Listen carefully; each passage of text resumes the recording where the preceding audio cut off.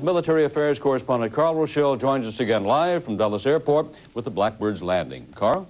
Reed, it was quite a sight to watch as the airplane made its pass down off to our right, from our right to our left, made two passes down, one high, then another one low in where it cut the afterburners in. It went out and turned around, and we caught it just as it landed.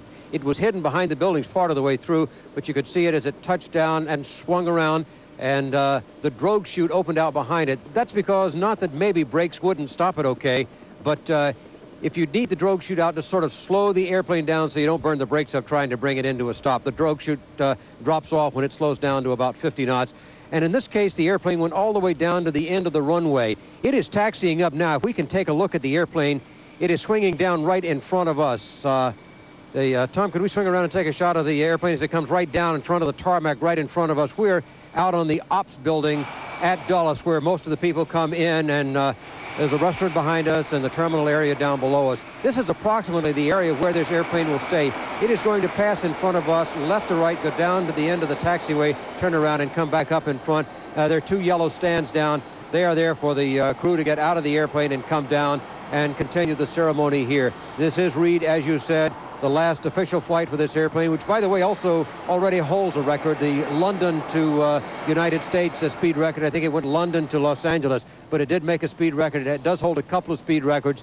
Its top speed, unpublished, they won't tell you. It's in excess of 2,200 miles an hour for the SR-71. An extremely fast airplane, flies roughly about 90,000 feet, retired with all of its records still intact. This is Carl Rochelle, CNN, reporting live from Dulles International Airport.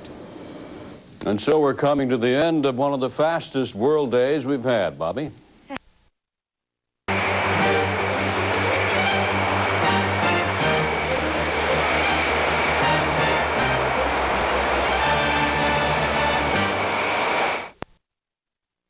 We'll have the details. Country in exactly 64 minutes. That beats the old record by about 3 hours. The fastest plane ever flown, known officially as the SR-71, took off early this morning from Palmdale, California, north of Los Angeles. After conducting maneuvers, the plane passed through an electronic gate which timed its departure. The Blackbird flew in a direct line from Los Angeles to Washington. And then, about an hour ago, it passed through another electronic gate south of Washington, which timed its arrival.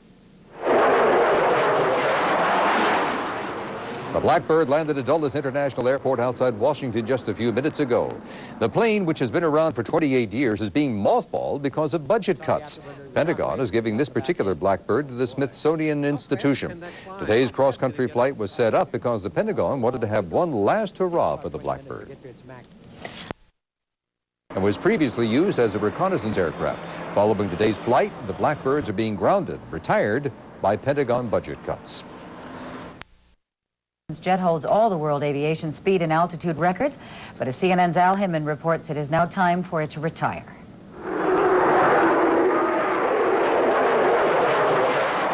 By the time the SR-71 Blackbird swooped in low over Dulles International Airport, it had set one more and maybe one last speed record.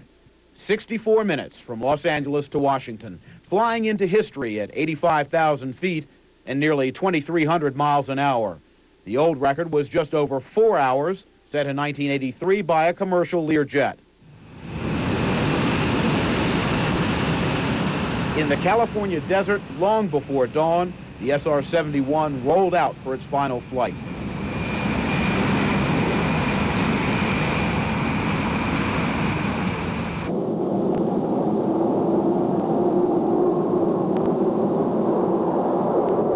Takeoff of a sleek, supersonic super sleuth.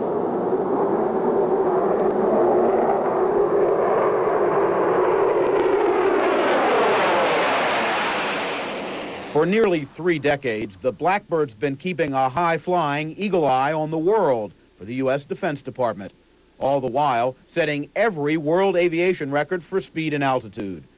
Now it's headed for mothballs and museums. The Pentagon blames budget cuts for grounding the planes, believed to number about 2 dozen. Oh, we have the technology today to do anything we wish. It's just can we afford it? It's a question today of affordability rather than technology. Critics say the decision's short-sighted. They say the reconnaissance plane could still play a vital defense role, speeding its way to world hotspots sending back up-to-the-minute information and pictures. The reconnaissance role has been largely taken over by satellites, often launched by another, newer world-circling craft. Even if the Pentagon wanted to change its mind and keep the SR-71s in the air, it could not build another one. Defense officials ordered Lockheed to destroy all the manufacturing tools and dies to protect the plane's secrecy. This Blackbird, though, is headed for very public inspection at the Smithsonian Institution. Al Hinman, CNN reporting. In Afghanistan.